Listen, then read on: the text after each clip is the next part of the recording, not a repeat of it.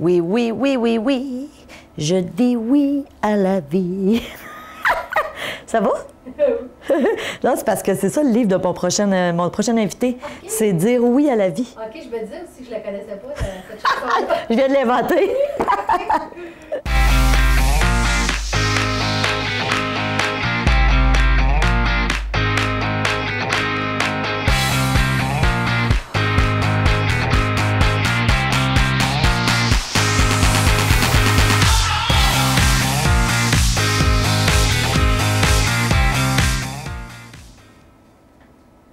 Bonjour et bienvenue à Mastef TV, votre télé inspirante. J'espère que vous allez bien. Écoutez, je me présente, je suis Stéphanie Milo et vous le savez, je me suis donné une mission, c'est d'inspirer 10 millions de personnes au cours de la prochaine décennie à avoir une vie extraordinaire. Et aujourd'hui, on va parler d'un sujet qu'on n'a jamais parlé à Mastef Télé. On va parler de médecine intégrative. Donc, pour nous en parler, je vous présente tout de suite mon invité. Alors, il est docteur en neurosciences, il est psychothérapeute, il est conférencier, auteur, et on a le bonheur de l'avoir avec nous aujourd'hui, M. Joël Monzé. Merci d'être là, Joël. Avec plaisir. Merci d'être là parce qu'aujourd'hui, tu viens nous parler d'un livre que tu as écrit. C'est un collectif qui s'appelle « Dire oui à la vie ». Oui. Et tu parles dans ce livre-là de médecine intégrative. Pourquoi avoir écrit « Dire oui à la vie » ? En fait, ce collectif-là, c'est le deuxième collectif que j'ai dirigé avec un groupe de professionnels de la santé où on se rendait compte qu'il y a beaucoup de gens qui t'écoutent, qui vont lire des livres, qui vont faire des week-ends de développement personnel. Et pourtant, leur santé est toujours difficile. On s'est rendu compte qu'un des principaux problèmes, c'est qu'ils n'intègrent pas toutes les belles choses qu'ils entendent autour d'eux. Donc, notre premier livre a été comment est-ce qu'on peut devenir soi? Comment est-ce qu'on peut réduire la différence, l'espace en fait, entre comment je me comporte et qui suis-je vraiment? D'accord? Tant que ça ne fait pas mal, on ne changera rien dans notre vie. Donc, il va falloir à un moment donné d'accepter de sentir la douleur de l'écart pour pouvoir oser devenir soi. Donc, on a sorti le livre, plusieurs de nos patients le lisent, on a des personnes en conférence que l'on voit et tout ça, et on se rend compte que malgré tout, c'est encore difficile. Et on a trouvé en fait un point commun chez beaucoup de ces personnes-là. La plupart n'avaient pas encore dit oui à la vie. Alors, qu'est-ce qui nous empêche de dire oui à la vie? Qu'est-ce qui fait en fait que moi, Joël, à des moments différents de ma vie, je peux avoir envie de dire oui ou refuser de dire oui? En refusant de dire oui quelque part, je risque de me créer un environnement interne qui va favoriser la maladie. Donc, est-ce que la maladie pourrait être un indicateur de quelque chose qui n'est pas accompli à l'intérieur de moi? Oui, j'ai peut-être une fragilité, oui, j'ai peut-être rencontré un virus ou malheureusement, j'ai tiré la mauvaise loterie pour certaines conditions génétiques, mais toujours est-il que bien souvent, c'est lié à l'émotion, c'est lié à la manière dont on voit la vie. Il y a d'autres personnes où leur défi, c'est au niveau de leur santé mentale. Bien souvent, quand ils n'ont pas dit oui à la vie, ça peut les amener à avoir des comportements, par exemple la dépression, où la personne se replie beaucoup sur elle-même, elle a la difficulté à s'adapter, elle a la difficulté à voir les belles choses de sa vie, et ainsi de suite. Donc, le oui à la vie devenait quelque chose d'intéressant. Et donc, on s'est assis et on a essayé de regarder, à travers une histoire qu'on a écrite au départ, avec des personnages inspirés d'une histoire vraie, mais devenue fictive parce qu'on a organisé l'histoire en fonction de nos besoins pour créer un fil directeur à l'intérieur du livre. Et plusieurs professionnels interviennent. Il y a un chiro, il y a une infirmière, il y a un ostéopathe, il y a un psy, il y a 2 psys même par contre. Donc, on est plusieurs à avoir proposé des stratégies pour arriver à se comprendre et aller vers une meilleure santé.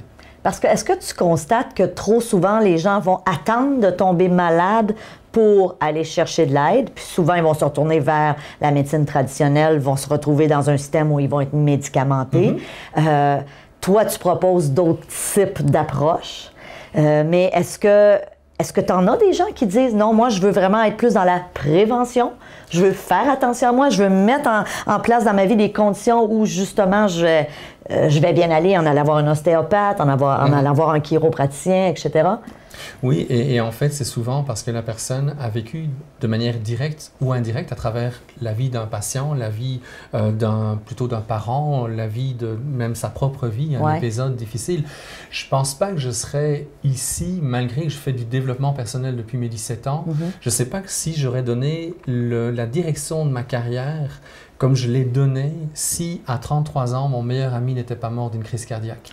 J'ai été frappé de plein front par la mort de mon ami qui avait décidé de faire un certain nombre de choses, était tout le temps sur le stress, et à un moment donné, son cœur s'est arrêté. Puis il venait de faire un électrocardiogramme quelques heures avant de malheureusement décéder. Le médecin a demandé à faire une autopsie, vérifier est-ce que lui a fait une erreur médicale, parce que l'électrocardiogramme était correct, son cerveau est parfait, le cœur est parfait. Qu'est-ce qui s'est passé? C'est que le degré de stress, en fait, chez mon chum, mais quelque part, a fait en sorte que le cerveau n'a plus envoyé la commande pour que le cœur continue à battre, tout simplement. Et ça, c'est vraiment quelque chose qui m'a frappé. D'autant plus que j'ai appris que le mari d'une de mes amies d'enfance est mort au même âge, 34 ans. Et oh, il y a quelque chose qui est en train de se passer. Incroyable. Et c'est souvent les crises cardiaques chez les hommes, où les hommes, de par leur nature, à cause de la testostérone, vont être capables de combattre, d'être dans la compétition, de performer. Et quand l'homme ne rencontre pas un mur, mais malheureusement, il risque de continuer ces mauvaises habitudes de vie qui peuvent le conduire vers le décès. Combien d'hommes ne meurent pas dans l'année qui suit le moment où ils prennent leur pension? Parce qu'ils ont utilisé toutes les ressources de leur corps, tant et plus, et du jour où ils n'ont plus de travail, mais malheureusement, ils s'en vont. Il y en a beaucoup, hein? Oui, il y en a beaucoup, parce qu'ils n'ont pas écouté. Quelque part, on se moque souvent des hommes avec leur grippe d'homme. Pourtant, c'est une bénédiction, la grippe d'homme. Parce que ça vous force à arrêter. Exactement, parce que si les symptômes n'étaient pas aussi forts, eh bien, à ce moment-là, on continuerait avec nos ressources de guerriers, de chasseurs-cueilleurs, on continuerait dans la compétition, on est passionné par notre travail, on fonctionne de cette manière-là, on est prêt à vivre des choses. Tu sais, les trappeurs, quand il y a 200 ans, ils devaient vivre des conditions complètement folles pour pouvoir arriver à ramener les peaux de castor, pour pouvoir arriver à vivre. Donc, cette ressource-là, on l'a. Mais malheureusement, on ne l'utilise pas toujours de la bonne manière.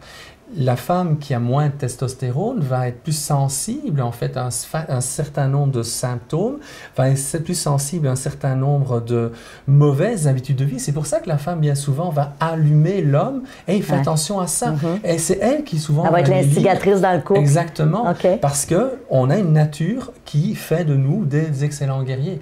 Alors, si on ne fait pas attention à ça, on risque peut-être de se tromper de direction de vie, on risque peut-être de ne pas faire attention à soi. Donc même si on a fait du développement personnel, même si on lit des livres extraordinaires, si on ne tient pas compte de notre dynamique de vie, oui, on va devoir frapper un mur avant de faire des changements. Une fois qu'on voit que les autres vivent des choses difficiles, que nous-mêmes on vit quelque chose de difficile, c'est là que la porte ouverte vers vers la prévention est plus intéressante. Mais moi, que tu disais tantôt, tantôt, tu disais, tu opposais un peu la médecine intégrative avec la médecine avec des médicaments. La médecine intégrative, elle regroupe toutes les médecines, y compris le médicament, parce que le médicament a un sens. Je suis psy, si je rencontre quelqu'un qui est schizophrène, mais s'il n'est pas stabilisé par un psychiatre avec un antipsychotique, je ne peux pas faire mon travail. Un ostéopathe, si quelqu'un souffre d'une condition médicale particulière, elle ne peut pas faire son travail. Donc, le chiro aussi. Donc, il faut travailler ensemble, il faut apprendre à travailler ensemble. Comment est-ce que le chiro et l'ostéopathe peuvent travailler ensemble plutôt que de se détester? C'est souvent deux professions qui sont en compétition.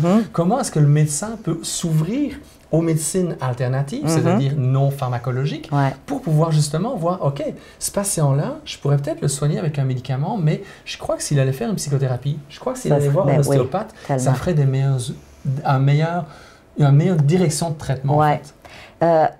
Je trouve ça intéressant parce que, dans le fond, ce que tu nous dis, c'est que trop souvent, puis c'est un petit peu ce que tu relates, tu as perdu un ami, ça fait des prises de conscience, on se retrouve en burn-out ou en dépression, on fait des prises de conscience, on est confronté à la maladie d'un être cher, on fait des prises de conscience.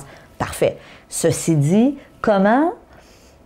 pourquoi est-ce qu'on attend ça et est-ce que tu as une suggestion aujourd'hui avec les gens qui nous écoutent pour dire pourquoi on attend ça, puis voilà qu'est-ce qu'on pourrait faire pour justement être un petit peu plus conscient que justement la vie n'est pas éternelle, que notre santé n'est pas éternelle, parce qu'on le prend pour acquis tant et aussi longtemps qu'on n'est pas malade, pour bien des gens. Mais tu sais, Freud disait qu'on avait deux pulsions, une pulsion de vie, une pulsion de mort. Les orientaux vont parler d'une voie qui va vers la sagesse et d'une voie qui va vers le chaos. On a le libre arbitre. Qu'est-ce qu'on fait de notre libre arbitre? Et quelque part, on doit arriver à faire la part des choses entre ces deux éléments-là qui vont nous amener à résister ou à dérouiller à la vie. Quand je suis dans la voie du chaos, quelque part, je résiste à la vie. Je ne dis pas oui à la vie. Je ne dis peut-être pas non, mais je ne lui dis pas oui. Ce sont des archétypes qui sont chez toutes les personnes. Par exemple, prenons les Walt Disney. Ouais. Le prince charmant est peut-être marié, par exemple, toi tu es une jolie princesse, je suis le joli prince charmant, d'accord? On nous marie au berceau, mais c'est pas maintenant qu'on va être heureux ensemble. Moi, il faut d'abord que j'aille combattre les dragons. Ouais. Ou s'il n'y a pas de dragons, ça va être une forêt maléfique. Quelque part, on projette à l'extérieur du prince charmant sa capacité d'être agressif, qu'il doit apprendre à canaliser pour être une bonne personne, ou sa capacité d'avoir des idées noires, d'être torturé par ses idées. Donc, il doit faire la paix avec ses idées noires pour pouvoir arriver à un jour, éventuellement, embrasser la jolie Cendrillon. Donc, il y a un processus là-dedans. Et c'est ce processus-là d'apprivoiser nos zones sombres qui fait qu'à un moment donné, on décide d'aller vers la lumière, vers des espaces de notre vie qui sont plus agréables, qui sont plus porteurs.